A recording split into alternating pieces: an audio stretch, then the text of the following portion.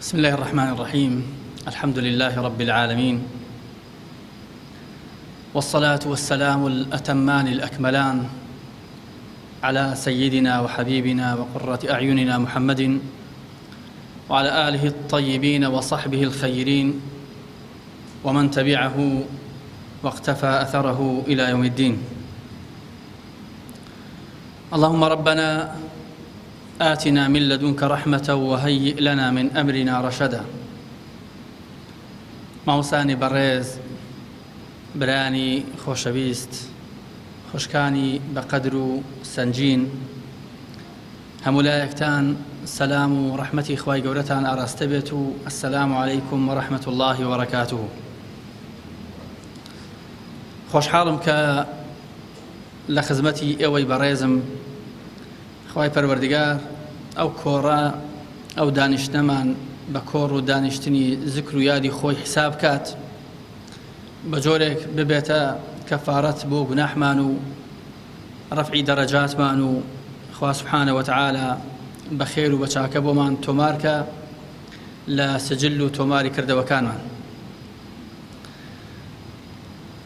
معلومی جەنابتانە کە کۆچی پێغەمبەرمان صلى الله عليه وآله وصحبه وسلم و هاوڵانی بەڕێزی رضي الله عنهم أجمعين لە مەککەی مشەڕەفەوە بۆ مەدینەی گەشاوە حەدەثێکی گەورەی تەریخی بوو، بەڵکو وەرچەرخانێکی تەحویلێکی گەورەی مێژوویی بوو، بەڵکو ئەگەر بڵێن مێژووی گۆڕی مێژوویەکی نوێی دروست کرد 180 پلە ژیانی مرۆڤەکان لەسەر زەوی گۆڕا، ئاسەوار و شوێنەواریشی تا ڕۆژی قیامەت هەر دیارە ئاثەوار و شوێنەوار ئیجابیەکەی. حەدەثەکە ئەوەندە گەورەیە کە خوا سوبحانە وتعالە بەشێک لە ماجەرای ڕووداوەکەی لە قورئاندا تۆمار کردووە. ئەو ئاەتانەی برای عەزیزمان کاک دکتۆر خوێندیەوە بەشێک تیشکێکە بۆ سەر بەشێک لە بڵێن ڕووداوی هیجرەت. دەرس و پند و عیبرەت تێیدا یەکجار زۆرن. ئەگەر باسکەین ڕەنگە دەیان و مبالغە نەبێت، ئەگەر ئینسان لێی وەربێتەوە سەدان دەرس و عیبرەتی تێدایە. ئەگەر کەسێک لێی وەربێتەوە دەڵێت هیجرەت پێمان دەڵێ هەرچەندە کەسێکی چاک و پاک بی، بەڵام خەڵکێک هەن هەر دژایەتیت دەکەن. هەرچەندە خاوەنی حکمت و ڕەحمەت بیت کە وەکو پێغەمبەری ژنابی صلی الله عليه وسلم ڕەحمەتەن للعالەمین بوو، بەڵام خەڵکێک هەیە هەر دژایەتیت دەکا، چونکە خەڵک هەمووی دژی خراپەی نییە، هەندێک خەڵک هەیە دژی چاکە و چاکەکارانە. ڕەنگە کەسێک بڵێ یەکێ لە عیبرەت و پەندەکان ئەوەیە ئەگەر کەسێک لەلایەک دژایەتی ئیسلام بکرێت، لەلایەکی دیکە باوەشی بۆ دەکرێتەوە، ئەو ئیسلامە پەشی لەسەر کەس نەکەوتووە، ئەوەی کە باوەشی بۆ کردەوە و ئیسلامی لە خۆگرت بۆ شەرەفمەندبوون و کەرامەتمەندبوونی خۆیەتی، ئەجینا ئیسلام پەشی لەسەر ئەم و ئەو من و تۆ کەس نەکەوتووە. کەسێکی تر لەوانەیە بڵێ پند و عیبرەت لە هیجرەت ئەوەیە کە هەمیشە ئینسان پێغەمبەرایەتیش بەتەنها بەس نییە بۆ ئەوەی کە ئیشت سەرکەوتوو بێت، بەڵکو پێویستت بەوەیە بەرنامە دابنەی، پلانت هەبێ، تەختیت دابنەی، هەروەکو پێغەمبەر صلی الله عليه وسلم بە پلان هیجرەتەکەی کردو و سەرکەوتوش بوو. یەکێک لە دەرسەکانی ڕەنگە ئەوە بێت بڵێ هەرچەندە پلانت سەرکەوتوو بێت، بۆی خۆت بپارێزی لە دەستی ناحەز و دژمنانت، بەو پەڕی حەزەر و وریایەوە هەنگاو هەڵگەری لە دەستی ناحەزان خۆ دوور خەیتەوە، بەڵام دوواجار ناحەز و دژمنان دەگەنە بەردەمی ئەو ئەشکەوتە و ئەو شوێنەی کە تۆ خۆت لێ حەشاردەوە. بۆی پێت بڵێ وەک بڵێ ڕسالەیەکی خواییە بڵێ حەزی تو، حەولی تو، قووەتی تو هیچ نییە ئەگەر تەوەلی و سەرپەرشتکردنی کارەکەی تۆ لەلایەن خوداوەنە بێت جەلە جەلالوه. ئیدی پند و عیبرەت زۆرن لە باسی هیجرەتدا، بەڵام دەمەوێت لە خزمەتتاندا گرنگترین عیبرەت لە باس و یادی هیجرەت باسکەم. یەک دانە باس دەکەم لە خزمەتتان کە قەنەعاتم وایە ئەوەیان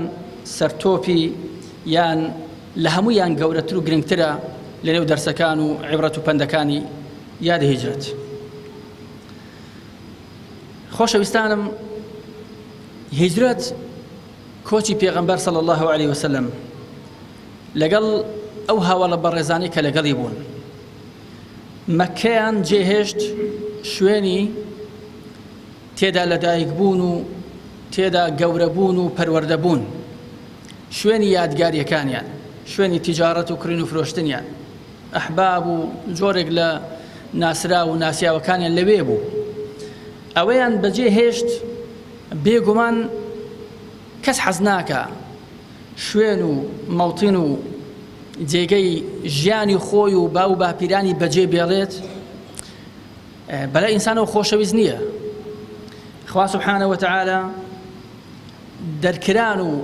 ئاوارەبوونی ئینسانی لە ئاەتێکدا باس کردووە لەگەڵ ئەوە هێناویەتی کە خەڵک یەکتری بکوژێت. أن اقتلوا أنفسكم أو اخرجوا من دياركم. شر كشتن خوا سبحانه وتعالى هێناوێتە ئاستی ئەوەی کە خەڵک لە نێو وڵات و نیشتیمانی خۆی دەرچیت. ئینسان بەلایەوە خۆشەویست نییە، حەز ناکەی. بەڵام بۆچی پێغەمبەری خۆشەویست سەڵات و سەلامی خوای لەسەر بێ لەگەڵ هاوڵانی بە وەحی و فەرمانی خوای پەروەردگار هیجرەتیان کرد؟ بۆ ئەوەی پێمان بڵێ دین، ئیمان، ئەو ئیمانی کە خوا مشەڕەفی کردوین پێی داوین، منەتی لەگەڵ کردوین پێی بەخشیوین، ئەو ئیمانە ئەو دینە لە هەموو شتێ بەنرخترە. هیچ شتێک نییە شان بدات لە شانی ئەو ئیمان و ئەو نیعمەتە گەورەی کە خوای گەورە سبحانه وتعالى پێی داوین. هەر کاتێک ئیمانت کەوتە مەترسی لەسەر دینەکەت پەیدا بوو، دەبێت بە هەموو شتێک قوربانی بدەی بۆی لە نەتیجەدا دین و ئیمانەکەت پارێزراو بێت. هەر کاتێکش ئەوەت کرد واتە تۆ ئەو کەسەی کە خۆت بەخوا فرۆشتیە. هیجرەت پێمان دەڵێ ئینسانی ڕاست و دروست، ئینسانی خواپەرستی صادق ئەو کەسەیە خۆی دەفرۆشیتە خوای، خۆی دەبەخشێت بە خوای، معاملەیەک دەکات لەگەڵ خوای سبحانه وتعالى. پەروەردگارە کە من بەندەی تۆم بەرگەی هەموو ناخۆشیەکان دەگرم، بەسەر هەموو تحەدیاتیشدا بە پشتیوانی تۆ خۆم زاڵ دەکەم، هەموو خۆشیەکانیش تەرک دەکەم، وازی لێ دێنم بەس لە پێناو ئەوەی کە بتوانم ڕەزامەندی تۆ ببەمەوە. هیجرەت ئەوەمان پێ دەڵێ. هیجرەت پێمان دەڵێ کە تۆ بەندەی خوای و تێگەیشتووی لە ئینا لله و ئینا ئیلەیه ڕاجعون، پشت بکە هەموو ئەو شتانەی کە لە پێناو ڕەزابوونی خوا سبحانه وتعالى پێت وایە هۆکارێکە بۆ ئەوی خوا لێ ڕازی بێت، تەرککردنیان، و بەرگەی هەموو ئەو شتانش بگرە، ڕووبەڕووی هەموو ئەو شتانش ببەوە لە پێناوی خوای، مادەم دەزانین لە نەتیجەدا خوا لێت ڕازی دەبێت. خۆشەویستانم، پێغەمبەری خۆشەویست صلی الله عليه وسلم جارێک نەبوو کە جاری یەکەم نەبوو کە لە مەککەوە هەوڵیدا سەرەتا کۆمەڵێک لە هاوڵانی خۆی ناردە حەبەشە، معلومی جەنابتانە. پێشتریش پێغەمبەری خۆشەویست صلی الله عليه وسلم چوو بوو لە بۆ تائیف، هەر لە پێناو ئەوەی ئەو خەڵکە مەزلوم و چەوسێنراوانە ڕزگارکە لە ژێر چەپۆکی ستەمکاران. اینجا دوجار بە فەرمانی خوا کە زەمینە سازێکی بۆ کردبوو، کۆمەڵی خەڵکی مەدینەی دیبوو، پەیمان و بەڵێنی لێوەرگرتبوون کە دەیپارێزن بە ئیمانەوە بە دینەوە خۆی و ئەو شوێن کەوتوانەی. پێغەمبەری خوا صلی الله عليه وسلم ئەوانی نارد بۆ مەدینە. یعنی وەک باسم کرد ئاستەنگ بوو، ناخۆشی بوو. ئێمە ئەوانەی کە چوون بۆ حەج و بۆ عومرە زۆربەتان قەنەعەتم وایە ئەو ڕێیەتان دیبێ کە نێوانی مەککە و مەدینە 450 کیلۆمەتر ڕەنگە زیاتر بێت. پێغەمبەری خوای صلی الله عليه وسلم نیوەی ئەو ڕێگایی بە پێیان بڕیوە، نەک بە سواری وڵاخێکەوە، بە پێ ڕۆیشتووە، بە چەند شەو ڕۆژ بە مەترسی، بە ناڕەحەتی، بە برسیەتی، و سەحابە و هاوڵانی بەڕێزیشی هەروە بوون، هەمووی لە پێناو ئەوەیدا کە خوا لێیان ڕازی بێت. چونکە ئینسان کە بوو بە یعنی خۆشەویستی خوای کەوتە دڵی ئینسان، وەک باسم کرد هەموو مەلەذات و شەهەوات و ئارەزوو ویستەکانی خۆی بە قوربانی ڕازیبوونی خوای دەکات لە بەرامبەرشدا مەکاریه و ناخۆشی و سەختەکانیش بەرگە دەگرێت چێژیشی لێ دەبینێت ئینسانی ئیماندار بە پێچەوانەی ئەوانی کە خوای ناناسن چێژ لە گوناح و لە تاوان و مەلەذاتی کاتی دنیای دەبینیت بەڵام زۆر بەلایەوە ناخۆشە شتێک کە ڕووی تێدەکا حەزی لێ ناکە ڕادەکا لەبەری ئیماندار لە شەهوەت و مەلەذاتی حرامی دنیا ڕادەکا بەڵام بەرگەی مەکاریه و ناخۆشیەکانی دنیا دەگرێت و چێژیشی لێ وەردەگرێت چونکە خۆی بەخوا فرۆشتووە ئەو ئاەتەی کە ومن الناس من يشري نفسه ابتغاء مرضات الله لسر یەکێک لەوانە دابەزی کە کۆچی کردبوو لە مەکە و بۆ مەدینە سوهەیبی ڕۆمی کە وەختێک ئەڵێ کە پێغەمبەر صلی الله عليه وسلم کۆچی کرد لەگەڵ هاوڵانی ئەو شەوە نەخەوتم نەم دەتوانی بخەوم بەرگەم نەدەگرت یعنی هەستم بە تەنیایی دەکرد کە ڕۆیشتم چەند میلێک دوور کەوتبوومەوە کە قوڕیشەکان پێیان زانیم بەدوام داهاتن گوتیان بۆ کوێ دەڕۆی ڕێگەت پێ نادەین پیانم گوت دەمەوێت بڕۆم گوتیان بە هیچ جۆرێک نابێ وەختێک کە هاتی هیچ نەبوو کۆیلەیەک بووی خزمەتکارێک بووی ئێستاش هەبووی گوتی پێم گوتن پیانی گوت هەموو ئەوەی کە هەمە پێتان دەڵێم لەکوێ کۆم کردوتەوە زێڕ و زیوەکە سامانی من لەکوێیە ئەگەر پێتان بڵێم ڕێگەم دەدەن گوتیان بڵێ لەگەڵیان گەڕایەوە بۆ مەکە ئەو شوێنەی کە زێڕ و زی و مجەوهەراتی لێ شاردبووە پێی گوتن ئەوە تەیە هەموو ماڵەکەی من سامانەکەی من هەمووی پێدان اینجا ڕێگەیان پێدا کە بڕوات کۆچکە بۆ مەدینە پێغەمبەر صلی الله عليه وسلم لە قوباء بوو دەڵێ کە پێی گەیشتمە خزمەتی پێغەمبەر صلی الله عليه وسلم هەر لە دوورەوە فەرمووی یا ئەبا یحیا ربح البيع يا أبا يحيى ربح البيع يا أبا يحيى سيجارا واي فرموي أو ما ماليك كردت قازان جد كرد مالت سروة سامانت كرد قرباني أوي كتو كوز بكي بقي وخزمتي بيغمبر صلى الله عليه وسلم ديني خود باراست دين أو دنيا وديناركت وزياركت كرد قرباني أو قورتين معاملة كريون وفروشنا كتيدا قازان جد كردو خوش بيستانم هاوڵانی بەڕێزی پێغەمبەر صلی الله عليه وسلم لەسەر ئەو ئەساسە پەروەردە بوون هەر کاتێک زانی بایان گچکەترین تا گەورەترین مەترسی لەسەر ئیمان و دینەکەیان هەیە هیچ شتێکیان لە بەرچاوان بە قیمەت نەبوو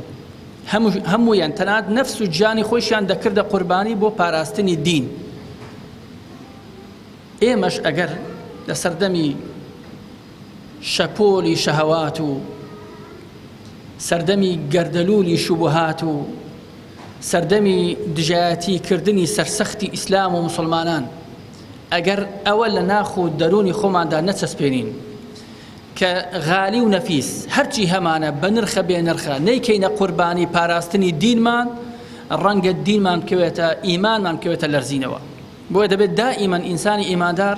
ئیستعداد و ئامادەیی هەبێت لە پێناوی خوای گەورە سوبحانەه وتعالە هەموو شتێک ببەخشێت ئەو کاتە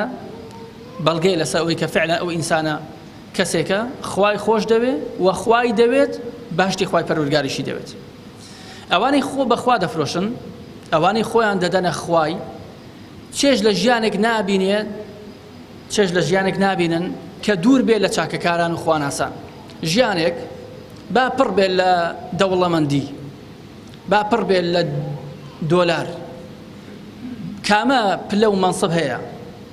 کامە ناو شۆرەت هەیە هەرچی هەیە کە دوور بوو لە خوا چێژی لێ نابینێ چونکە دەزانی خێری تێدانیە بەرەکەتی تێدانیە سەکینەت و ڕەحمەت لە ژیانێکدانیە کە دوور بووی لە خوا و لە پێغەمبەرەکەی صلی الله عليه وسلم دنیا چییە؟ دنیایەکی کاتی و فانی لە خوا دوورت خاتەوە لە پێغەمبەرەکەت بکا صلی الله عليه وسلم ئەو دنیا تەنها شایستەی ئەوەی بیکەی قوربانی والله دنیا قیمەتی نییە دنیا هیچ قیمەتی نییە ئللا ئەوە نەبێت کە بەهۆی ئەو دنیا بەهەشت بکڕی بەهۆی ئەو دنیاوە ڕەزامەندی خوا بەدەستبێنی ئەگینا دنیا قیمەتی نییە کاتێک یەکێ لە هاوڵانی بەڕێزی پێغەمبەر صلی الله عليه وسلم کە نەخۆشێکی پیر بوو هەم پیر بوو هەم نەخۆش بوو کە خۆشەویستمان کۆچی کرد بۆ مەدینە لەگەڵ هاوڵانی ئەو ئۆقرەی لێ هەڵگیرا بوو ئارامی نەمابوو، نەیدەزانی چۆن نەیدەتوانی ژیانێک بژیت کە چێژ و تامی تێدا بێت. بیری دەکردەوە ئەو لە مەککە بوو، طبعاً توانای نەبوو، نەخۆش بوو و باسم کرد بە تەمەنیش بوو. بیری لەوە دەکردەوە پێغەمبەر صلی الله علیه وسلم ئێستا لە مەدینەیە، هاوڵانیشی لە خزمەتی دان، هەموو ڕۆژێک دەموچاوی گەشی پێغەمبەر دەبینن صلی الله علیه وسلم. ئەویش لە مەککە چێ دەبینێت؟ ئەبوو جەهل و ئەبوو لەهەب و سەرانی قوڕیش و کافر و بێباوەڕان. ئەصحاب و هاوڵان لە خزمەتی پێغەمبەردا صلی الله علیه وسلم نوێژ دەکەن، پێغەمبەری خوا ئیمامەتیان بۆ دەکات. دەبێت تام و چێژ و لەزەتێکیان وەرگرت بێت کە هەموو ڕۆژێک یان لە پێنج نوێژەدا سێ نوێژ گوێیان لە دەنگی زوڵاڵی پێغەمبەر دەبێت عەلەیهی سەڵات وەسەلام کە نوێژیان بۆ دەکات. دەبێت چ تامێکی تێدا بێت، چ لەزەتێکی تێدا بێت. کە مطعیمی کوڕی جوبەیر مسلمان نەبوو بوو، جارێکیان ڕێکەوتە مەدینە، دەڵێ کە چۆم نوێژی مەغریب بوو، پێغەمبەر صلی الله علیه وسلم پێشنوێژی دەکرد بۆ مسلمانان، گوێم لێ بوو سوورەتی تووڕی دەخوێند، والطور وكتاب مسطور في رق منشور، سوورەتی تووڕی دەخوێند. ئەڵێ گوێم لێ کرد، طبعاً ئەو کاتە مسلمانیش نەبوو، ئەڵێ واللهی دڵم ئەوەندە خۆش بوو، خەریک بوو لە خۆشیان دڵم بفڕێت، کاد قلبی ئەن یەطیر. جا دەبێت چێژێکی هەبوو بێ. بیری لێوە دەکردەوە پیاوە پیرە بە تەمەنە نەخۆشە لە مەککە، بۆیە کە ئەو قرەی نەما بڕیاری دا بڕوات، ڕۆیشت مەککەی بەجێ هێشت بەرەو مەدینە هات، بەڵام نەخۆش بوو لە ڕێگەدا ئەوەندە نەخۆشیەکە تینی بۆ هێنا، هیچ قووەتی نەما، هێزی نەما، زانی نەخۆشیەکەی یعنی نیشانەی کۆتایی تەمەنیەتی. ئەڵێ کە کەوتبوو ئەو نەخۆشی و ئەو بێهێزی و بێتواناییە زۆر مشتاقی ئەوە بگاتە پێغەمبەر صلی الله علیه وسلم، بەڵام زانی کە کۆتایی تەمەنیتی. ئاوا دەستی لەسەر دەستی دیکەدانا، وتی پەروەردگارە ئەوە بەیعەتی من بێ بۆ تۆ، بەیعەتی بەندایەتیت، بەیعەتی ئەوەی کە من عەبدی تۆمە و تۆ پەروەردگاری منیت. دەستی دیکەی ئەوا لێ کرد، فەرمووی خوایە ئەوە بەیعەتی من بێ بۆ پێغەمبەرەکەت صلی الله علیه وسلم کە ئەو پێغەمبەری منە، پێشەوای منە، بەڵام ناگەمە خزمەتی تا بەیعەتی پێ بدەم. زۆری پێنەچوە و کەسە وفاتی کرد. دەنگ و باس گەیشت بووە مەدینە، لە مەدینە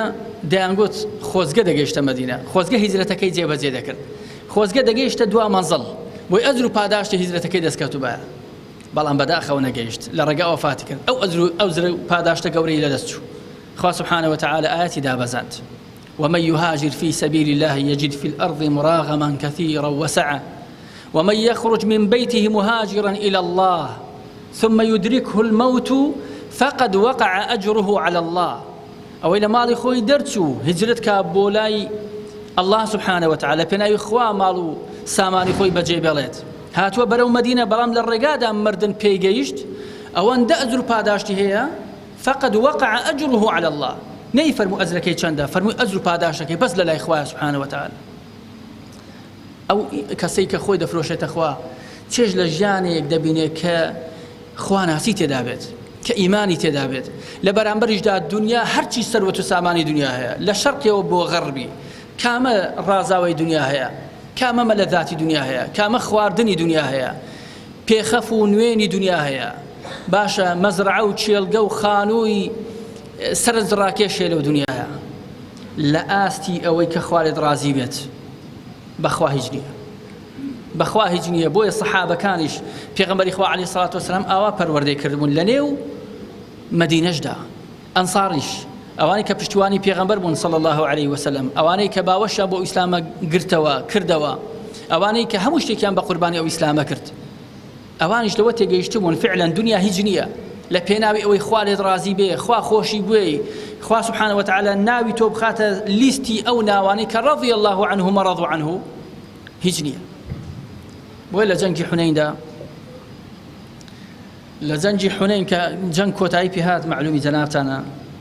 دەستکەوتێکی زۆر و زەبەند کەوتە دەستی مسلمانان. صلی الله علیه وسلم ویستی ئیستیغلالی ئەو سەروەت و سامانە بکە هەر بۆ دەعوە و بانگەواز، بازنەی ئیسلامەتی پێ فراوان کە، بازنەی مسلمانانی پێ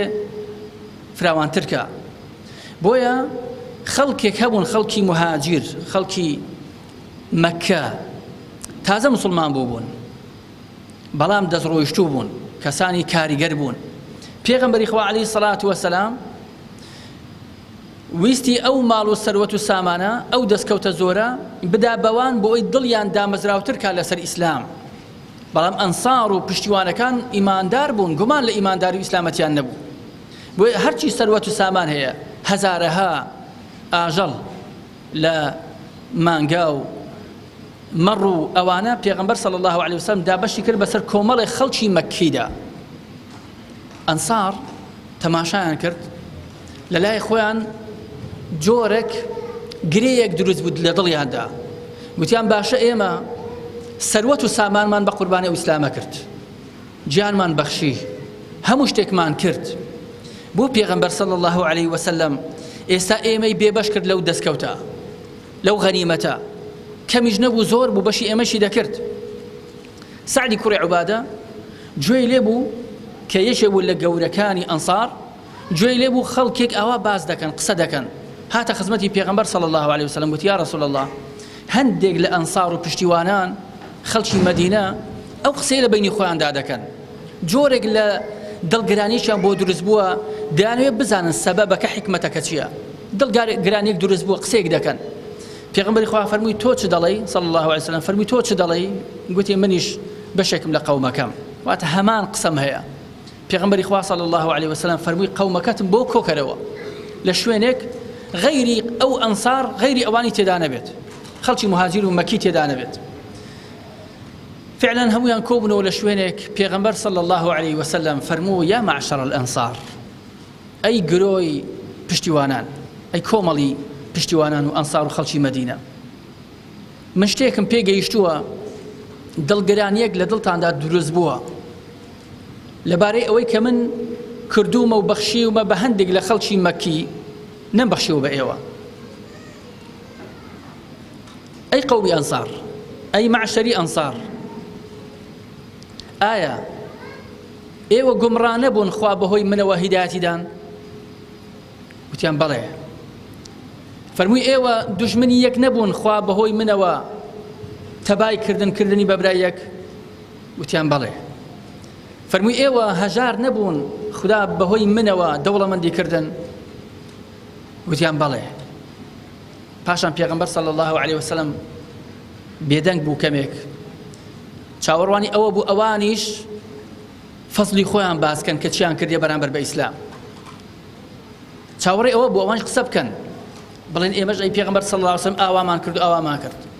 هیچ قسەیان نەکرد سەریان نەوی کرده بوو پێغەمبەر صلی الله علیه وسلم فەرمووی وەڵامم نادەنەوە وتیان یا رسول الله بەچی وەڵامت بدەینەوە فەرمووی وەڵامم دەنەوە گوتیان یا رسول الله صلی الله علیه وسلم چی بڵێین فەرمووی ئەگەر مەبەستان بێ دەتوانن بڵێن ئەو کاتەش ڕاستان دەکرد ئەگەر واتان بگوتبایە و بەڕاستیش دادەندران کەس نەبوو بڵێ ڕاست نییە ئەتان توانی بڵێن ئەی پێغەمبەر صلی الله علیه وسلم ئایا تۆش لە مەککە قوڕەیشەکان بێباوەڕ نەبوون لە ئاستی تۆدا بە درویان نەدەزانی کە هاتی بۆ لای ئێمە بەڕاستمان نەزانی باوەڕمان پێت نەهێنا ئەی پێغەمبەر صلی الله علیه وسلم ئایا تۆ بێلانە نەکرابووی بێمەئوا نەبووی کە هاتی ئێمە لە خۆمان گرتی بووین بە پشت و پەنات ئەی پێغەمبەر صلی الله علیه وسلم ئایا تۆ بە فەقیری نەهاتی دەوڵەمەند بووی لەلای ئێمە ئەی پێغەمبەر صلی الله علیه وسلم کە تۆ هاتی بێ هاوسەر نەبووی لەلای ئێمە هاوسەریشت خوا سبحانه وتعالى بنصيبي كردي أتوان أقصان بكن أجر بجلن هوي الراستا فرموا أي معشري أنصار كبيني وما بيستوما دلتان جرام ولا برأوي كهندق مروا مالات بخشي وبخل شيء ديكا حزناكن رازنابا أو خل كم مروا مالات ما نجاو أوشتانه ببنا ولا قال خويان بلام إيه وبيغمبر لقال خوتان ببنوا صلى الله عليه وسلم بشي أوان أوشت الدنيا يبي بلان بشي أو بيغمبر بي صلى الله عليه وسلم بهو رازي نابن أوانيش همويان بقريانا وقتيان رضينا برسول الله قسما وحظا شون رازي نابن والله بيغمبر إخوة بسك بشي إيما بيت حظي إيما بيت بيغمبر لقال إيما بيت كوا مقارنة ذكر لقال بشي دنيا هذا بوي بيغمبر صلى الله عليه وسلم فرموي والله أجر هجرت نبوايا من یەکێک دەبووم لە ئەنسار ئەگەر خەڵک قماشی یان جلچی سەرەوەی جلچی دیار بێ ئەو جلکێک کە ئینسان خۆی پێدەڕازێنێتەوە بەڵام ئەنسار جلکی خوارەوەن جل ئەو جلکەن ئەو جل و بەرگەن کە لەسەر گۆشتە کە بەهۆی جلکی سەرگۆشت ئینسان دەپارێزرێت فەرمووی خوایە ارحم الأنصار وأبناء الأنصار وأبناء أبناء الأنصار رحم كي بأنصار بمندالكاني أنصار بمندالي مندالكاني أنصاريش بوي خوش بستانم دائما كاتك مقارنة نيوان إيمان وباور هنان بخواو إسلامتي ودينداري وضل بيوزبون بعبادة مقارنة أودك اللي قال دنيا هجنية والله هر كاتكي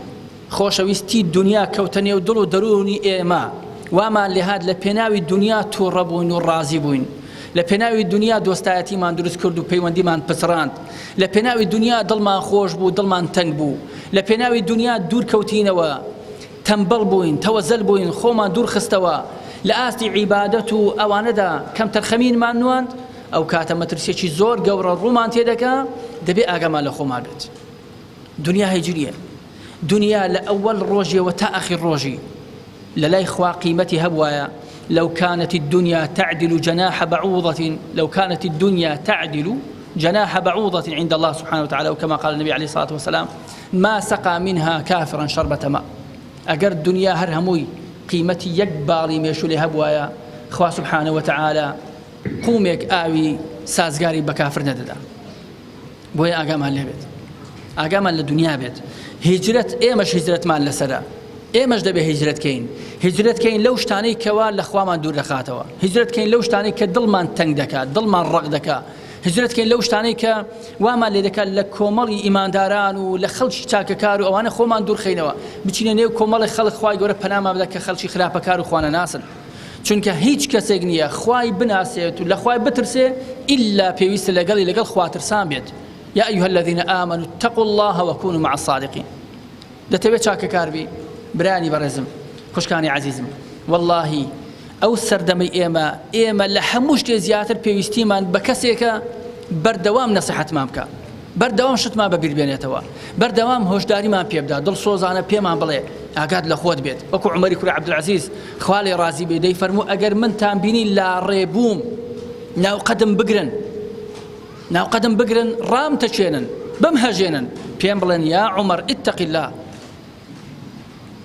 لخواي بترسى أي عمر إما هم أوروبي استماع بويا أمر الدنيا خلقي زوري قوري أوش كب دنيا دا قوري دا دوري أوي دنيا بي قوري أوي واي لينيت يعني تينجي يشتبه بعمليش ني سلمان تبه كمبدأ قرنتر لمصلحة إيمان قرنتر لأمانيش بهشتي خوا بيروسترو قورترو بنرختر لوطن ونشتماني خود هر کسی گوانه روزك داده بشتشي أو دنيا دخلته إما إخوين إما خو ما فروشتو بخواي خلاص إن الله اشترى من المؤمنين أنفسهم وأموالهم بأن لهم الجنة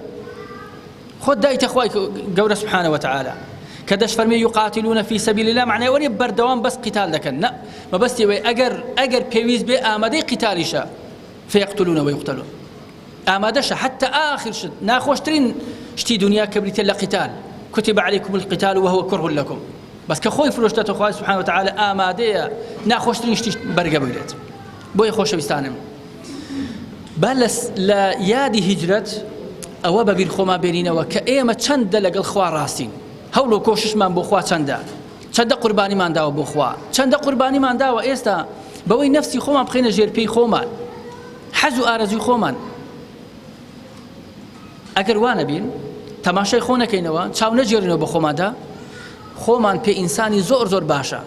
لە من باشتر کوێیە دەوێت چێ لە من باشتر هەبێت لە ڕاستیدا ئەگەر لە خۆت غافڵ بووی ئاوا دەڵێ کورە وەڵڵا خەڵکی وەکو من ئەگەر خەڵک هەمووی وەکو من خراپ بێ هەر ئەوەندە خراپەی بکە هیچ نییە یاخوا خراپە هەر ئەوەندە بووە ئەگە ئەو ئینسان لە خۆی بێئاگا دەبێت بەس کە تەماشای خۆی دەکات چاو بە خۆیدا دەجێڕیتەوە زۆر کەم تەرخەمە لآستي أو بهشتا لآستي أو رجا دورا خزاني حبيبي كوري محمدي فارسي هم جاربا كديبيني بياوكي لخوي قوڵ دایە دەخەوێت و هەڵناسێ شەو نوێژ بکە پێی دەگوت قم یا حەبیب هەستە ئەی حەبیب هەستە ئەی پیاو هەستە فإن الطريق بعيد وزادنا قليل ڕێگا دوورە ئێمەش توێشومان کەمە وقوافل الصالحين قد سارت بين أيدينا ونحن قد بقينا کاروانی چاکەکاران و خواناسان ئەو ئافرەتە خواناس و دیندارانە ئەو پیاوە خواناس و دینداران ڕۆیشتن بە بەردەمی ئێمەدا ڕۆیشتن ئێمەش وا ماوینەوە ئێمە جێ ماوین ئاگامە لێ نییە بەڕاستی براو ئەو کەسەیە کە دەژیت خوا لە ناخۆ دڵ و دەرونیدایە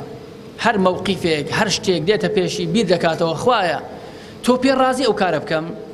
ئەگە زانی خوا پێ ڕازیە دەیکا زانی خوا پێ ڕازی نیە تەرچی دەکا خوا لە خۆ ڕازیکردنیش بۆی غەڵەت لێم حاڵی نەبن بەوە نیە ئینسان دنیا تەرکە بەوە نیە ئینسان خۆی فەقیرکە بەوە نیە ئینسان هیچی نەبێ لەو دنیایە نەوەڵڵا ئەو کەسەی هەوڵەدا خۆی دەوڵەمەندکە هەوڵدانەکەشی بە عیبادەتە مادام بۆ دەوڵەمەندبوونە لە حەلال مادام نیەتی باشە نیەتی چاکە وەکو دەڵێن الزهد ليس الزهد أن لا تملك شيئا إنما الزهد أن لا يملكك شيء زهد دنیا بەکەم گرتن ئەوە نییە خاوەنی هیچ نەبی بەڵکو زهدی ڕاستەقینە ئەوەیە لەو دنیادا هیچ شتێک خاوەنی تۆ نەبێ ئیلا خوا نەبێت لە خوای گەورە ئەپاڕێمەوە ئەڵێم خوایە بە ئیسلامەتی بمانژینیت بە ئیمانداریش بمامرینیت خوایە لە خۆمان و لە دایک و باوکمان و لە کەس و کارمان ڕازی ببیت خوای پەروەردگار ژیانێکی لەو دنیادا ژیانێکمان بەنەسیب بکەیت ژیانێکی ئارام لەژێر ڕەزامەندی تۆدا بێت کە مردیشین خوایە ڕەحممان پێ بکەیت عاقبەتمان بەخێر بجێڕیت کۆتاوشەمان بریتی بە لە لا ئیلاهە ئیلا الله نەمان مرێنیت و نەمان بیتەوە بۆ لای خۆت ئیلا ئەو سات و کاتێ نەبێت کە تۆ لێمان ڕازی بووبی لە هەموو گوناحەکانمان عەفوت کردبین کردەوە چاکەکانیشت لێ قبوڵ کردبین و بەهەشتیشت بۆ بڕیاردا بن یا ئەرحەمە الراحیمین خوای پەروەردگار ئیستیقامەمان پێ ببەخشێت ڕاگیرا و دامەزراومان کە تا ئەو کات و ساتەی بە خزمەتی خوای پەروەردگار دەگەین خوای پەروەردگار چۆن ئێستا کۆی کردینەوە لەسەر زکر و یادی خۆی ڕۆژی قیامەتیش لە خزمەتی پێغەمبەر کۆمان کاتەوە بەڵکو لە فردەوس الأعلى خوای گەورە کۆمان کاتەوە یا رب العالمین أقول ما تسمعون وأستغفر الله لي ولكم ولسائر المسلمين سبحانك اللهم وبحمدك أشهد أن لا إله إلا أنت أستغفرك وأتوب إليك